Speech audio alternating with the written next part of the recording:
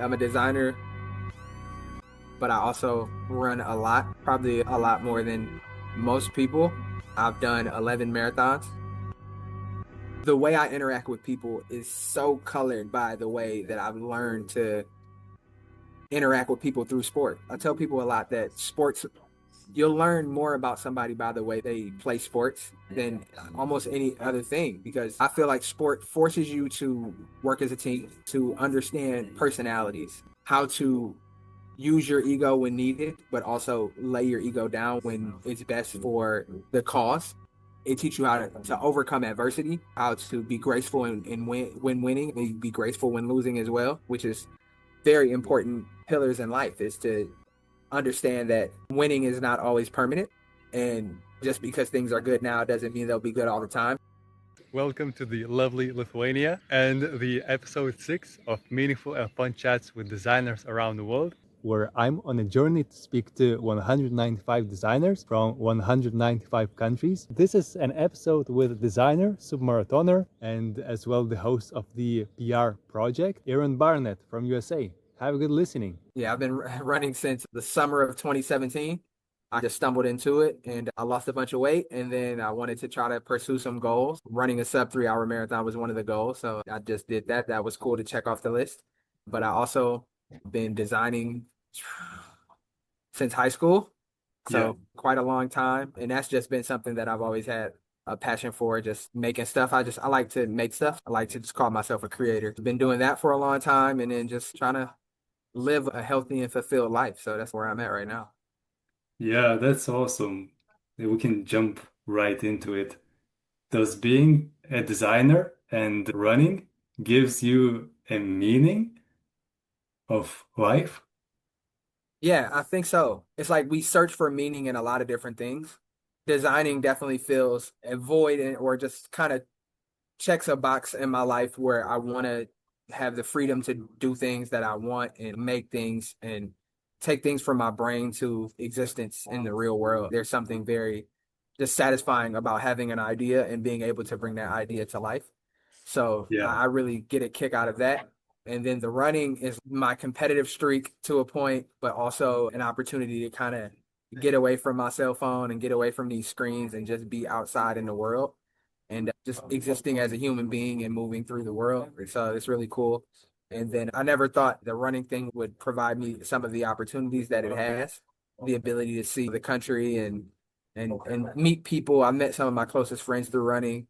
So it definitely helped find some purpose and find some meaning to life. But there's also community, there's also friends, there's also family. There's so many things that really bring meaning and bring value to my life, but running and creating definitely are really high up on the list.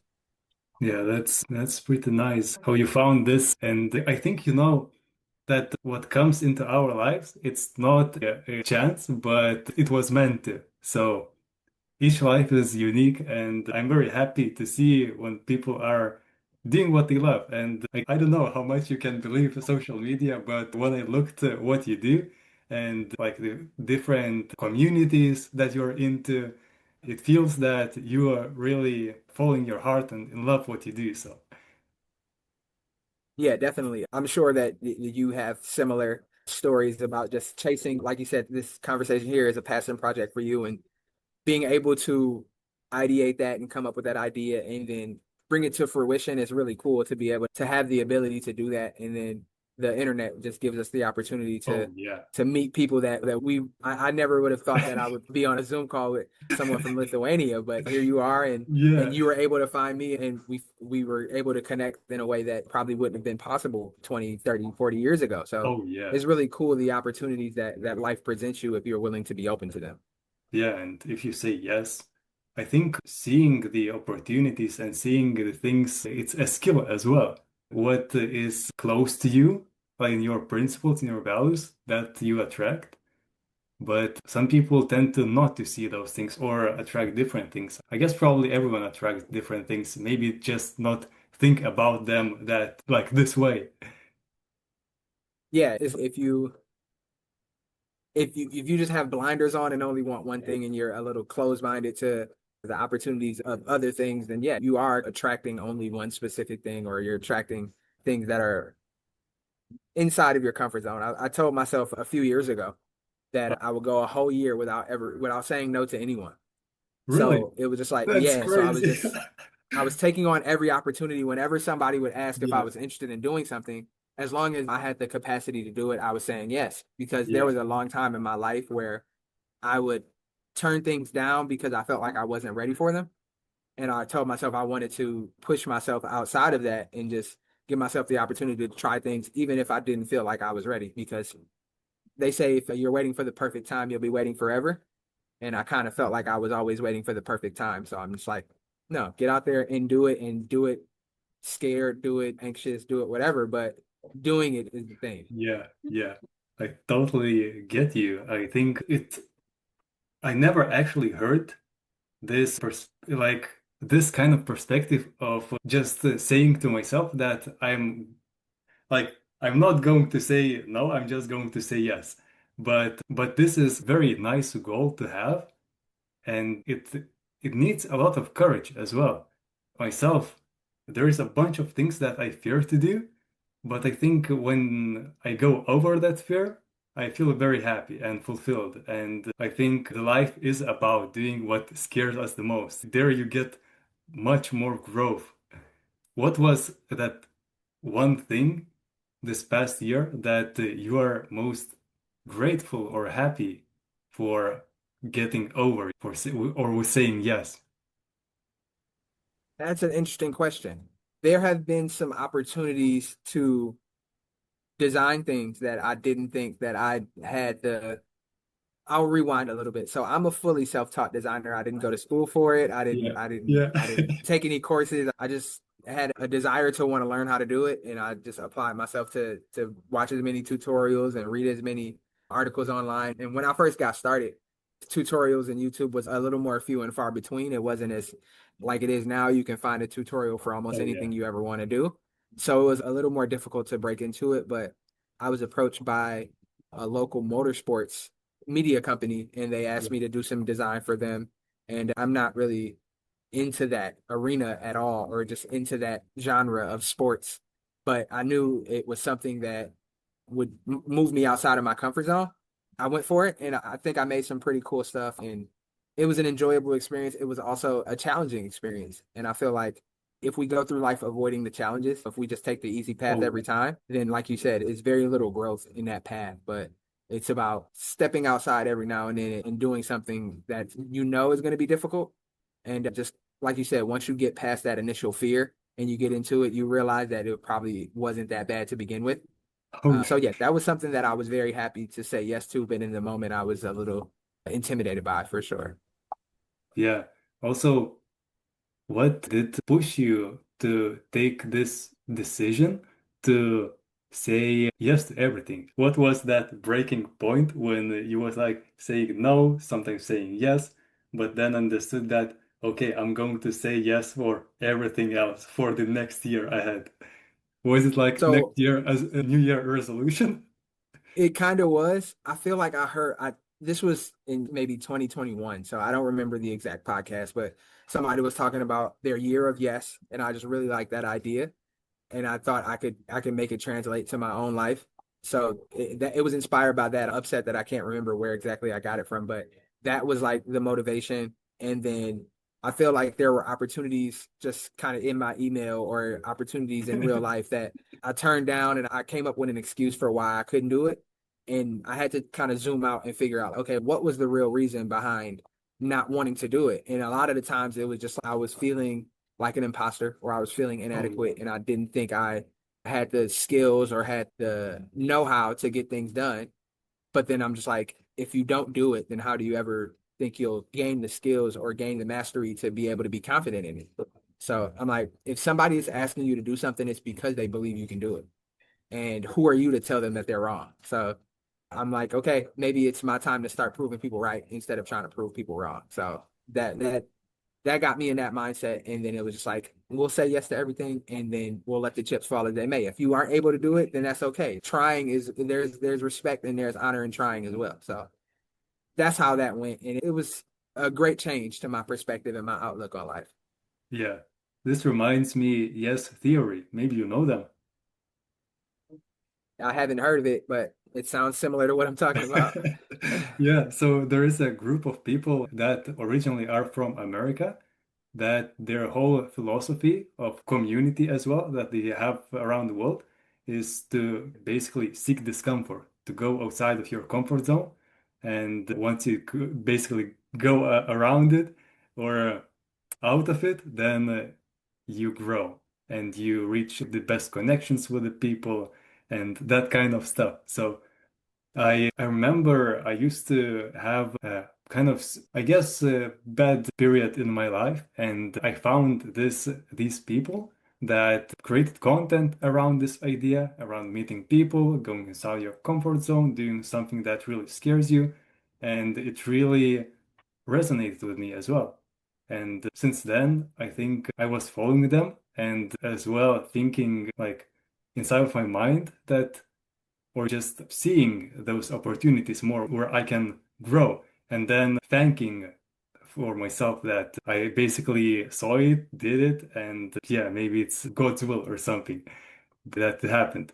So I have this tattoo as well of yes word in Georgian language. That's really So cool. That's I really feel cool. that.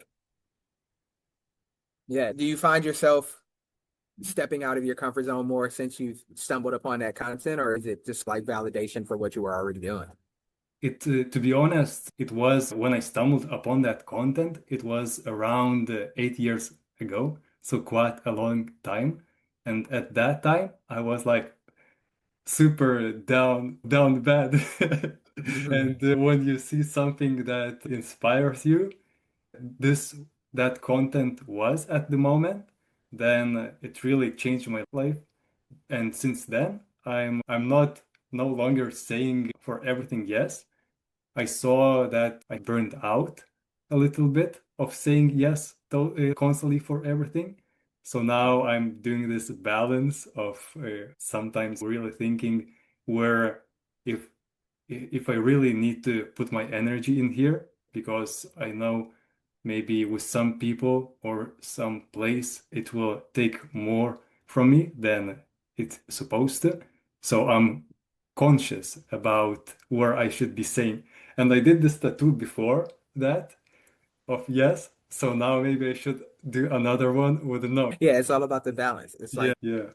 I feel like as we get older, we have to kind of start developing a little bit of discernment to figure out, okay, some things I'm able to do, but some things I can't devote energy to, unfortunately. But for younger people, that's definitely something I tell them is get outside your comfort zone, do the scary thing, do the thing that might seem a little left of center, do the thing that might seem a little odd, because you Yeah. never know how what that'll do for you. So it's like the butterfly effect, right? You do one thing and then it leads to something else and it leads to something else. Oh, So yeah. if you have that opportunity to say yes to some things that you might not have said yes to, you don't know what opportunities may be in the cards for you. But if you don't do it, you'll never know. And that's the most interesting part. It's like a game where you start doing one thing and it leads, as you say, it leads to another point and then another. And you're like thinking, wow, this kind of, it's probably not a chance that I'm here, that I'm doing this. And I had all this leads to get me here. Yeah, it's amazing to come back to those and yeah, rethink them. Yeah. Yeah. And then you get a chance to like review and look back on it and it's man, everything that came from that wouldn't have happened if I would have just said no. Like all of the seeds from that fruit may not have grown because I just didn't allow them to. But it's like sometimes you have to give them the space to grow and to blossom in a way that impacts your life in ways that, like I said, you never think they would. Yeah, yeah. I would also want to come back to the a point that you mentioned about the imposter syndrome, like of feeling that. And I really agree with it as well. Myself as well. I'm really similar. I have done some courses, couple months like long, but I'm self-taught as well. And I still have it actually. Sometimes I think it's normal to have this feeling that yeah, maybe I need to learn more and then I should do this. but you will never be ready for something ever, probably. Especially like it's random idea, but we always think with for example, my friend, we speak that you will never be ready for the family, for the kids, that they will be born and they will be born for sure at some point, like randomly. And maybe not, but yeah, basically you're not ready. You have a feeling that you're not ready, but you have to get over it and do it. Yeah, that's that. I think that's the biggest challenge, especially like now in the times that we're in. It's like people are very anxious about starting a family and trying to Oh yeah. raise children in this new landscape. And you'll, it's like you don't get the chance to try or sample what parenthood is. Everybody that had a kid for the first time, it's like it's their first time being a parent. So if they can do it, a lot of times I tell myself, if that person can do it, I can do it. So, Yeah. but I do feel the same way about just especially family things. Is am I ready? Am I ready to go down that path? But it's like I come back to that same saying. It's just, yeah, if I'm waiting for the perfect time, then I'll be waiting forever. So Yeah. sometimes you just gotta jump into the deep end and make it work. Yeah, it's the same, yes. Just going for it and doing it. Yep. For me, it's very interesting to learn about the childhood of people. So I'm very curious, when you were a child, what was your dream of when people, for example, maybe as a child believe, oh, I will be an astronaut. What was your dream when you were a child? Yeah, with you being from Lithuania, I'm sure I'm not going to say I'm sure, but I know basketball is big in Lithuania. I know you guys Yeah, play yeah. your fair share of basketball during a time where the NBA was growing in popularity and it had these huge superstars. So I thought that I would be an NBA basketball player at some point in my life, but I didn't grow past 5'7", and I had to hit a growth spurt to even get there. Yeah, So, yeah. so playing being a professional basketball player was out of the cards pretty early. But I always wanted to do something around sports. I knew sports were. I love basketball. I love playing baseball. Sports has always been like a guiding light in my life. That was definitely my dream. I wanted to be a professional athlete. It's probably every kid's dream at some point. So there's a lot of competition, but yeah, that was my life. Sports was my life growing up. And it's funny because it's come full circle because Yeah. running is such a big part of my life. So sports is still here even as an adult. I still find a lot of entertainment. I find value. I find peace. I find all of these things in sports. I was a little off the mark on how sports would interact with my life, but I knew it would be there, and it's still here to this day. So I'm very grateful for that. I totally feel it as well. And you mentioned that sports and is your guarding your life. What did you mean by it? So the way I interact with people is so colored by the way that I've learned to interact with people through sport. I tell people a lot that you'll learn more about somebody by the way they play sports than almost any other thing because Really? yeah, I feel like sport forces you to work as a team. It forces you to understand personalities and how to manage other people's personalities. Sport teaches you how to use your ego when needed, but also lay your ego down when it's best for the cause. It teaches you how to overcome adversity. It teaches you how to be graceful and when winning, and be graceful when losing as well, which is very important pillars in life is to understand that winning is not always permanent.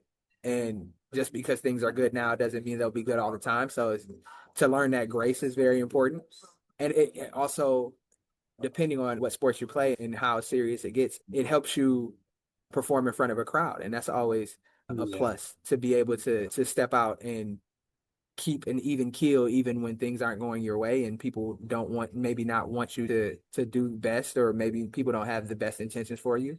And it also helps you understand that there are people that want to support you and how to receive that support. Yeah, no, it's just been so many of the lessons I've learned and so many of the lessons I apply in not only my personal life but also in my professional life has been built through sport in the community of sport. Yeah, there's lessons that transcend any game or any it's something as trivial as maybe a foot race. It's like there's a lesson in all of it. So I definitely carry those ethos through as an adult, and I try to pass them down to anybody who's willing to listen.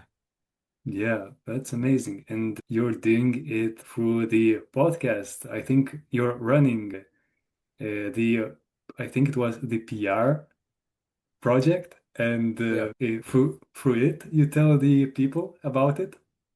Yeah. Yeah. Me and my one of my close friends, Tommy runs. I met him through running, and Crazy. he's become one of my closest friends. And we would just meet him, my friend Gary, my friend Joe, my friend Ern. We would just have these conversations on runs, and they'd be funny sometimes, they'd be serious sometimes, they'd be about family sometimes, they'd be about work. But we would just have these very engaging and sometimes contentious conversations on our runs, and we would spend an hour, 90 minutes, 2 hours together running and just talking about everything. And Tommy had an idea that maybe we should start a podcast and just talk about these things and turn the mics on and bring those running conversations to a platform where other people could join in.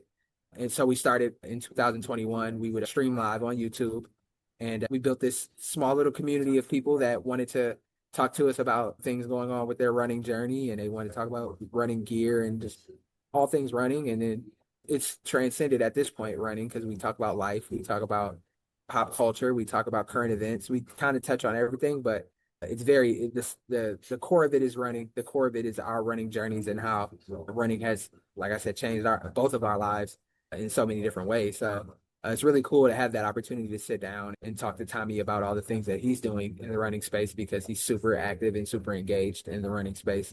And to have a community of people that want to hear from you and we talk back and they talk back to us and we talk back to them, that was really cool. And then just an opportunity to also create content to inspire people to be their best selves and to chase goals that might scare them or Yeah. goals that they might think are a little outside the realm. It's like we're here and we're with this community of people that doing the same thing. There's support there, there's love there, and there's people to lean on if you need.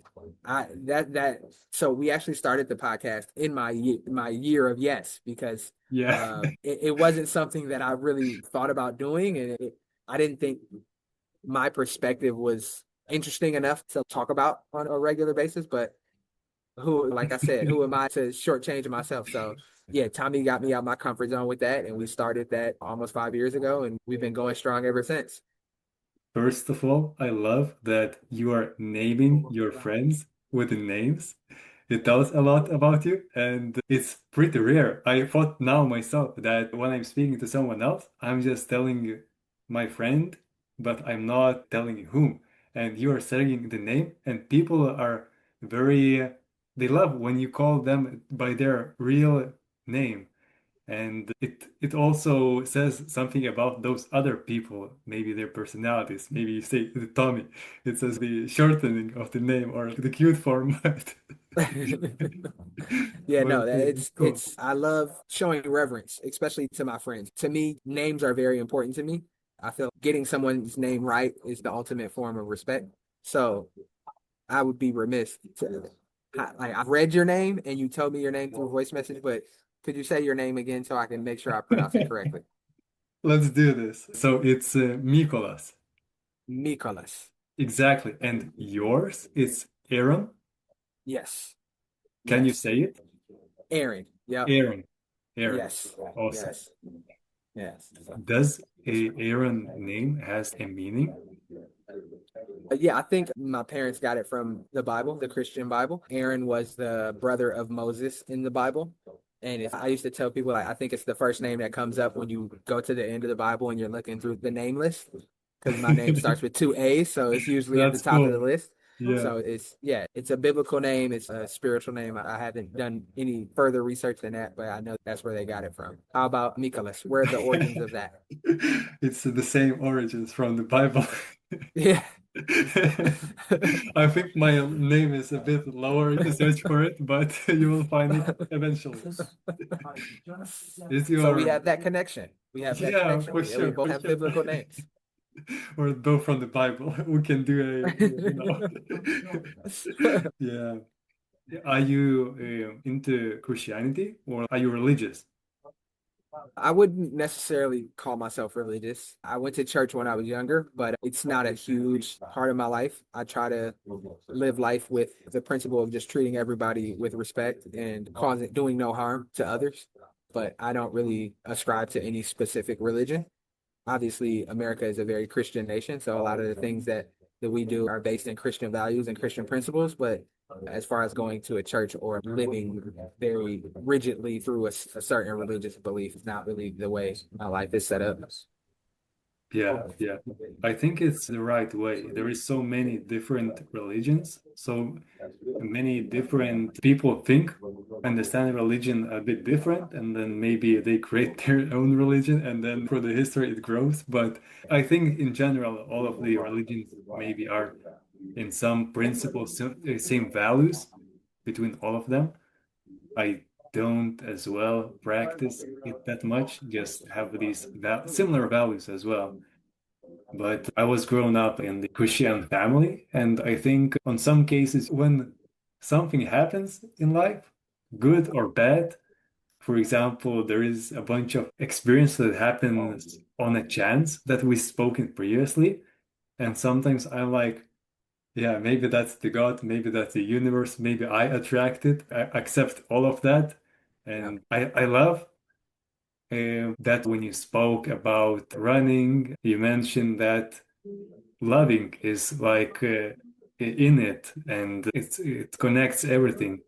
So I think I think that's the key to life as well. Loving people, loving everything, and maybe not everything. Yeah, yeah, I agree. And love is a word that people tend to use as like a catch-all, but it to love someone and to love something, it takes action, it takes care, it takes consideration, it takes respect Yeah. in these things. So I agree. It's easy to say, oh no, I love this person, but if you aren't, or I love this idea, or I love this Oh yeah. community, or I love these people, but if you aren't putting action to this love that you have, or if you aren't defending or keeping safe the things you claim to love, then it's a little hollow. But yeah, if you're coming from a place of genuine love, I think you're already on the right path. I agree. It comes from the heart, but I thought now that I'm using love as a word quite a lot in my vocabulary when speaking. As you say about the hollow things, I love this. This looks so good on you, or something like that. But it doesn't really have that deeper meaning. And I thought now as well, my English is not native and the words are limited. And I have a friend that we're speaking quite a lot in English, and love word is probably is used quite a lot as a just as a hollow word. And maybe I should stop using it to leave it for the deeper moment so that it would carry a different feeling. Yeah, but I think there's nothing wrong with using the word love. We need more love in the world anyway. So I think Yeah, the more you say it out loud, the more you're putting it out there into the atmosphere. that's true. That's true. That's the very good point as well. And I think especially I don't know about the US, but I get a feeling in Lithuania compared to other countries that people are very closed here and conservative. It's not bad, but they're closed. They're individualists. And when you go to the street, it's super rare. Maybe at a day, there is 1 out of 1,000,000 chance that someone is going to go on the street and say, "Oh, you have very nice shoes," or "You look very nice today." There's 1% in 1 million, that kind of chance. And I feel that if people would be more, sometimes I go and I have this idea in my head, but I just forget it instantly or just not say it. But if people would say it instantly, what they think nice about other people, I think others would remember and maybe carry it throughout the day, and it would give them very good feelings. So you're going to be the only guy in Lithuania complimenting people on, I'm actually on the doing street. that. That's awesome. That's really cool. It's be the change you want to see, right? If you can be the first person to inspire somebody else to do it, then that's how revolutions and that's how things start. It's just like one person made the decision to go against the grain and try something that maybe everyone else isn't trying to do. and it leads to something beautiful. So I really like that. I like that you're challenging the idea of what it, and that's also like a form of love. It's like you're showing these small acts of love to people, and you're hoping that they translate to bigger impacts in people's lives. And I think that's really cool. We don't have quite a lot of sun in here. Probably 70% of the year it's cloudy. So people and rainy. So people tend to wear clothes that protect, and usually they are dark as well, gray, maybe black. And when you go in the autumn, not maybe in the autumn, but in the winter especially, and look into the maybe bus stop, and there's five people standing, and all of them are black. Also, the weather is black, and the buildings behind are like gray, and it gives not a really great emotion. So yeah, I think we need more vitamin D, more sun from the America. Do you have Yeah. how people are in your state? Are they social? Yeah, so I live in Michigan and we are in the Midwest region of the United States. And there's this trope that people use. It's called Midwest nice. There are people that are they will there's a stereotype for people from the South, the southern portion of America that they're just super nice. Yeah, they have southern hospitality. They say hello to everyone. They're just Yeah. they outwardly show love to people.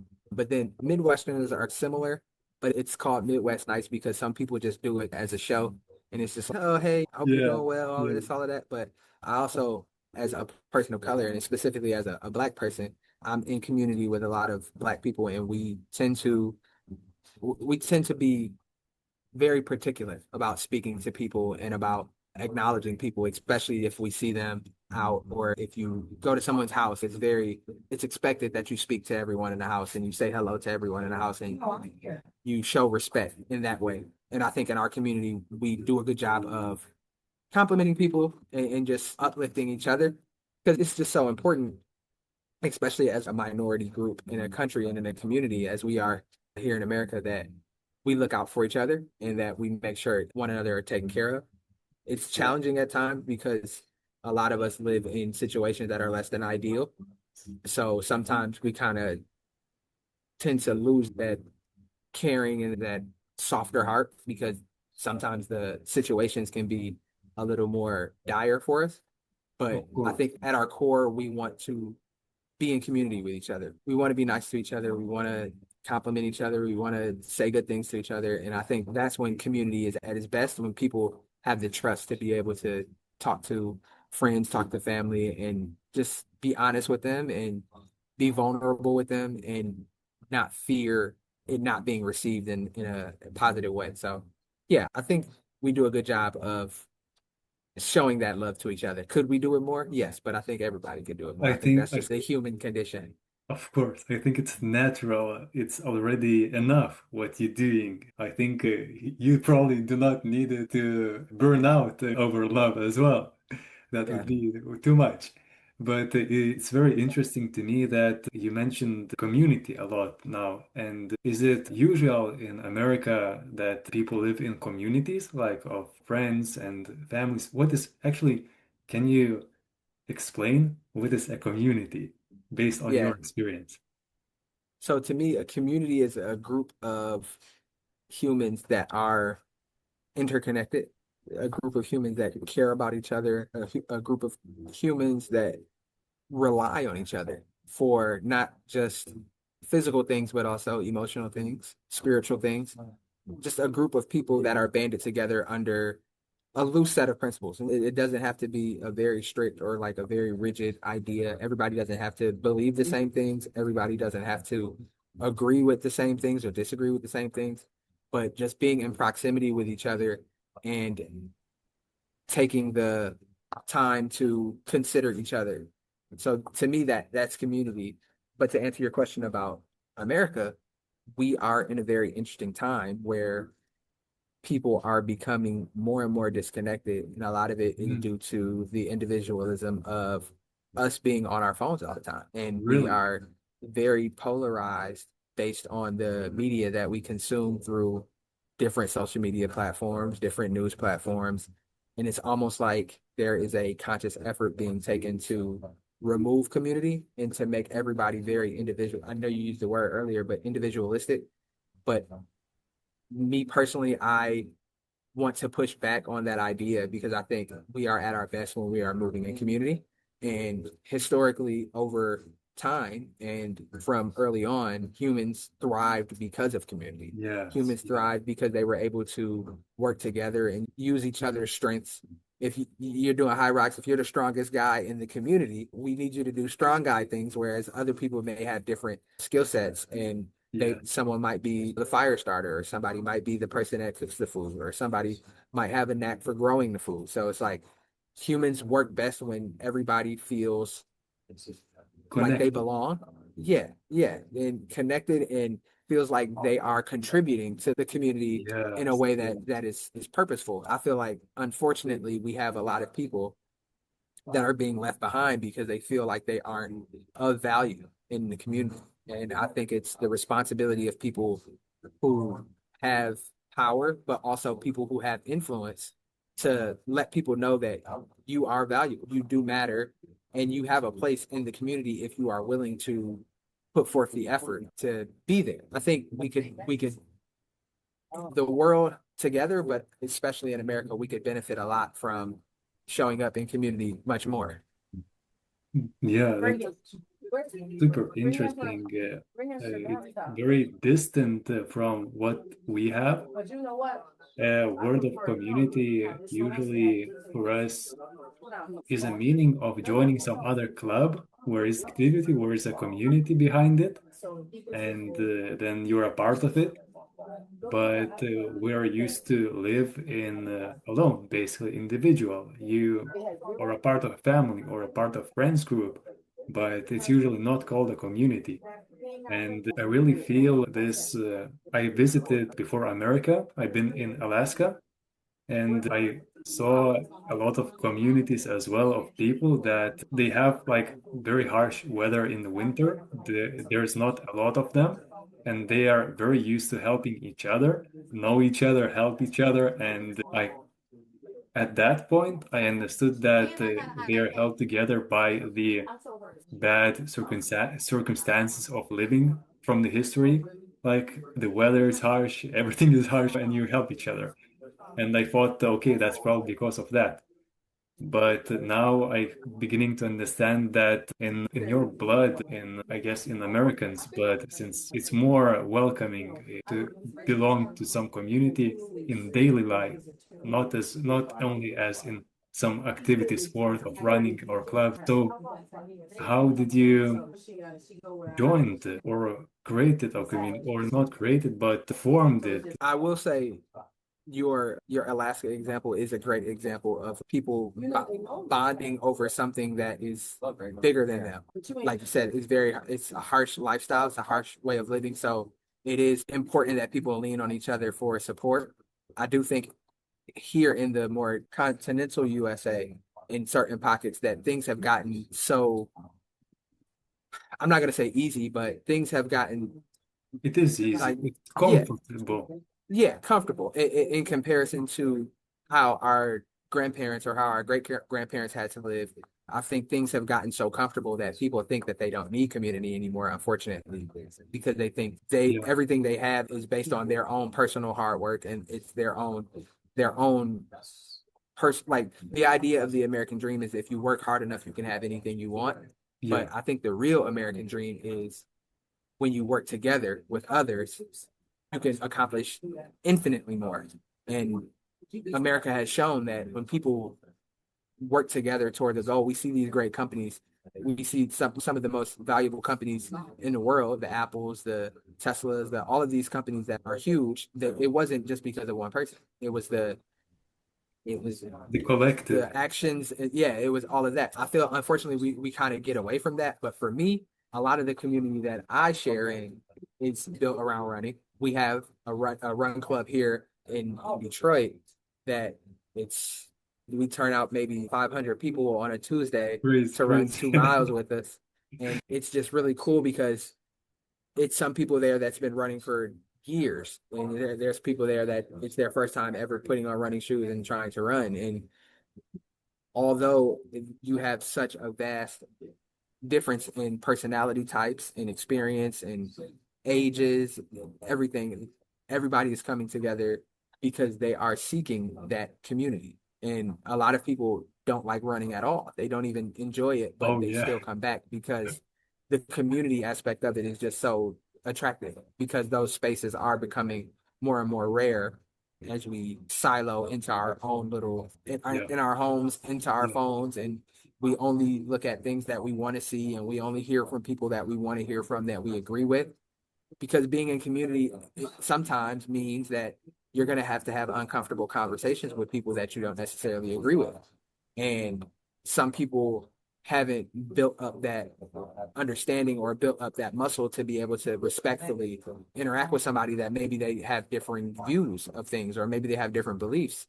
But the beauty of community is being able to find a common ground and to respect someone and understand, okay, this person might believe something different from me, but I can still stand next to them because they're a human just like I am. And they have aspirations and they have dreams and they have goals and they have needs and they have wants just like me. So there is always a common ground that can be found. And when you have an opportunity in a community or just in a space to find those connection points, I think it's almost magic. It's like peeling back the layers of somebody. There's times where I'll see somebody and it's man, this person looks like they've been through so much. Yeah. But one thing, and if you can get them to smile or if you can get them to laugh, it's like you look like a totally different person to me now because Yeah. I have a more full version of who you are. So I think a lot of it is just breaking the ice and taking that mask off because we go out into the world with a mask on sometimes to protect ourselves. I think it's cool to get To to know take it people off. beyond that character that they portray. That was a long-winded way of me saying that it's an active pursuit to seek out community. It's not just going to come to you. You have to make the effort to get out and do it, so, especially here in America, because, like I said, everything is being individualized. Everybody's inside their own car. We don't have as there are some places, especially in Europe, that public transportation is very common and it's very efficient. But here, Yeah. especially in Michigan, we're a very car centric place. So it's like we don't even have the opportunity to share spaces with people. Because Yeah. if you Yeah. want, you can leave your house, get in your car, go to your job, and come back home, and you don't really have to interact with anybody if you don't want to. We live a more and more frictionless life. Even something as simple as ordering food, you don't even have to talk to a human anymore. You can Yeah. just You do it on just DoorDash and it shows up at your house. So it's like we're removing human connection so much that it's becoming foreign to people. I like to encourage people to seek out a little more human connection, seek out a little more real Mhm. life things because that's what we're here Yeah. for. We're here to be social and to interact with other humans. Yeah. If I can encourage people to do that, then maybe my life purpose is fulfilled. That's, you know, it's a good purpose of actually showing this to people. And it really feels as you're doing something right here, not just living for yourself, connecting people, even as you say, saying something through the mask and understanding the people open up, and both of you get some good energy from that. And it's really interesting. I caught you using this word common ground a couple times. And usually when I describe similar situations, I use word compromise.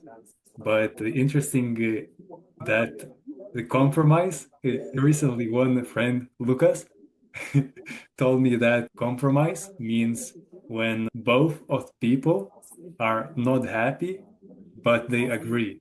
And common ground means more like both of you are agree and both of you are happy with the agreement. So I really liked that you use exactly this word when Yeah, describing. yeah, it's I never looked at it that way, but yes, because compromise does have a negative connotation Yeah, you're sometimes. compromised. Yeah, but common ground, it's no, we can find each other on a level playing field and we might not always agree, but there's something that we can find that we can find a level on and we can relate to each other. So yeah, that's good perspective. That's really interesting. You gave me ideas and it's natural to the conversation. And you mentioned that it's a club in Detroit. Isn't Detroit in Canada? No, so Detroit is very close to Canada, but it's still in the United States. You can actually see Canada from across the river. So it's as Crazy. close to Canada as you can get without actually being in Canada. I thought Detroit is in Canada for some reason. What is the capital of the Canada? Oh, I don't know. I don't know. I know they have different provinces, and the biggest city near us in the province of, I think it's British Columbia, Oh, that's is very, Toronto. So we are 4 hours away from Toronto, and I think Toronto might be the biggest city in Canada, yeah, population wise. So it's a beautiful international city, and it's not super far away. So sometimes I yeah, can make my way over there and yeah, enjoy some of the quote unquote international living. yeah, that's amazing. Actually, I Google now, and the Canada's capital is Ottawa. Ottawa. Ottawa. Okay. Okay. Ottawa, Yeah. yeah. Ottawa. Yeah. It sounds Japanese for some reason, Ottawa. I believe it's an indigenous word, indigenous, like a Native American word. Ottawa was It a makes sense. tribe, I believe, for the indigenous people of this land before, Yeah. the colonization happened. Yeah, yeah. It's very nice that they actually left this name as a capital, and it brings the conversation to that, to the indigenous people. It's interesting that in America it's so big. There definitely is people that are minorities as well, that have genes of the people from the indigenous, and it would be really interesting to meet one. Where are your roots? So I am on my dad's side of the family. My lineage can be traced back to American slavery, actually. My grandfather came from Arkansas, which is in the American South, and my grandmother came from Mississippi, which is also in the American South. And I haven't been able to trace back as far as it goes, but it's pretty safe to say that they were probably West African. My ancestors were probably West African and brought to America as a part of the transatlantic slave trade. So it's a little difficult to trace my lineage back on my father's side, but on my mother's side, I have French, I have German, and I have Irish ancestry on my Crazy. mother's side. So I'm a little mixture of a lot of things. Yeah, yeah. That's very cool. Definitely, there were dark ages in the history, like throughout the world, even now happening. We just don't speak or don't think about it, maybe that much. But I'm happy that we no longer have slavery in America. And I mean, I don't even want to talk about it, but Yeah, but yeah, it's crazy to think that at some point people were like, yeah, yeah. It's a touchy subject, but we've grown a lot since then, and we still have ways to go with the relations of Black people to white people in America. But I think we are making strides. And I think I'm a testimony to that since I'm a half black and half white. I try to bridge the gap as much as I possibly can. But yeah, it's interesting. It has an interesting legacy here in America. It's the history and just the lasting effects of what slavery did here yeah, and also in other places as well. So yeah, no, we can do it. We could do a whole nother long conversation about that, but I totally kind of agree. We can leave it for the next time. yeah. I have an interesting thing. I have some very interesting question cards, which are Okay. actually called Spark by Seek Discomfort.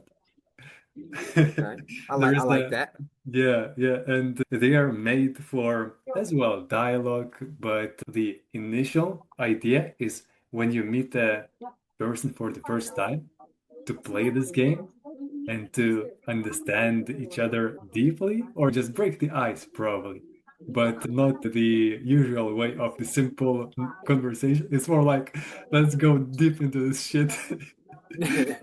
It works like this. I pick a card for you, and you pick a card for me, and we speak like that. So we can do a round. So Okay, I'm cool. Let's going do to it. pick a random card for you. Alrighty. That's interesting one. So, what is something you wish your parents said more when you were growing up? That is a very interesting question. So we were actually talking about this because I ran with my friends earlier, and my friend Tommy was telling me about we ran past an elementary school that he went to when he was a kid, and he said he had a history teacher that would ask one of the assignments for the students would be to memorize a speech. And he said the teacher would take them out of the classroom into a small little area, and instead of presenting the speech in front of the class, they would just tell the speech directly to the teacher. And I thought that was a very interesting way to prepare children to speak to an adult. So I think when I was younger, unfortunately, I didn't have the experience of talking to adults as a child because my father was a little more traditional in a way of children don't speak to adults unless spoken to. You don't speak unless you're spoken to. And had very brief and limited conversation with adults. So maybe as a child, I wish my parents would have told me to open up a little more, that it was okay to talk to other people. It was okay to speak respectfully to adults, but also to find my own autonomy and my own footing when it comes to me being a person. So, and I feel like that would have prepared me for what I went through as a young adult and learning that transition from being a child or being a teenager into being an adult and talking to other adults. So yeah, I love my parents, but I really wish I would have had the opportunity to kind of work on that muscle in my brain to just kind of remove that anxiety of talking to people that I might like I might view as authority figures or people that are more experienced. They're just more mature than I am because it was very much like me talking to my peers, but I didn't get the chance to really talk to adults in a real way. So that's probably that was the first thing that came to mind at least. Yeah, I think the first ideas that come to mind in the instinct are like the key. And yeah, this is and I understand this experience where you've been, and I think you have walked a long way since then. And from what you are now, I think if you will, I don't know if you have children or if you will have children of your own, you will probably be thinking about that, and your children will be able to open up to you. Yeah, absolutely. Absolutely. And that's all I aspire to continue to refine what my parents did for me. I know that no one's perfect and no one gets everything right, but we can learn from our upbringing and figure out our own ways to improve on how we grew up and hopefully provide a better opportunity and a better experience for our kids whenever we decide to go that route. Yeah. Yeah. Are you thinking to have kids or family? At some point in life, yes, but it's a little scary. It's a little scary. It's a big commitment, a big life change. Uh, Yeah. yeah, It I've definitely thought about it. We'll see. I think it's a natural way to see it. It's definitely a bigger commit than saying instantly yes for the yes year, but I understand you. So we can do another card, another question, and this time you can pick it for me. So I will go through and you can say when to stop and which card to Okay. drag, basically. Okay, cool. All right, Cool. stop. Yeah, got that one right there. Oh, this one? Yep. Or this The one in the this middle. The one that one. this one. That one. Yep. All right. Ooh, this is a good one as well. Are you comfortable being vulnerable with your friends? If not, what would help you open up? So I think, yeah, I have at the moment friends around me that are real friends, and I usually don't have simple talks. Usually, all of the talks that I have, they are going into some deeper levels, and I attract as well probably people that are similar to me that also are open to sharing vulnerability. And I think it's in general a thing that connects you with another person on the deeper level. But on the contrary to that, I was recently speaking to my mother. She's also going through her journey in life, been through many things. But interesting thing on that topic, what she said was that I'm at the time that I no longer need to share things with the people. I don't feel anything from that. I feel that I want to keep them in with me. And I think there is also some true about it as well, that being, maybe now being vulnerable, it really like you feel understood, you feel socially relieved from the stress. Also, you share something, but as well, maybe uh, you don't need at some point you maybe what I mean to say, maybe at some point, like my mom, she does no longer feel a need to share some things because she feel in peace with her inner self that she it's her challenges and she is going through them.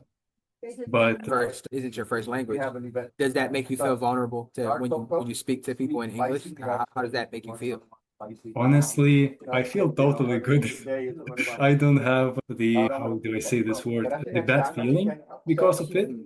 I love meeting strangers, meeting people, going up to them and like saying, "Hi, I love your like blue color coat." Like, and there is a lot of times when I used to travel a lot alone, and I love when I travel. I use love now as well.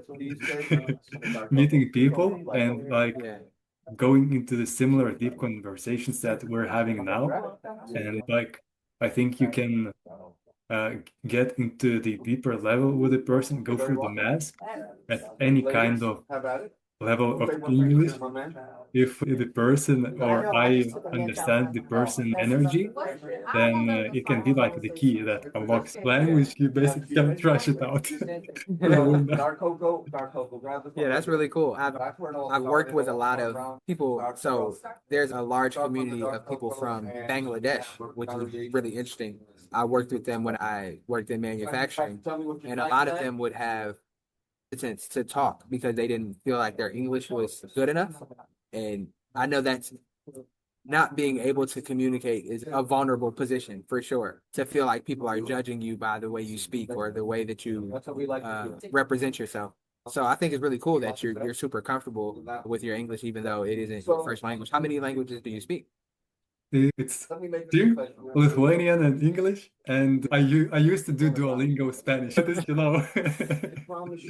Yeah, I don't know if I people know really three learn. words. Yeah, yeah, I don't know if people really learn on Duolingo. I think it's just more so game and a fun brain teaser, but I don't know if Yeah, anybody became fluent from Duolingo. I do not know anyone as well. Yeah. Are That's really you, cool. do you feel vulnerable about something that, about anything? Are you feeling vulnerable, like, or not comfortable with yourself? Yeah, I think sometimes there are things that I have the opportunity to do where sometimes I might feel like I don't belong, like the imposter syndrome thing. And that's a very vulnerable feeling for me, just because I like to, I'm the control freak, so I like to be able to feel like in control of things.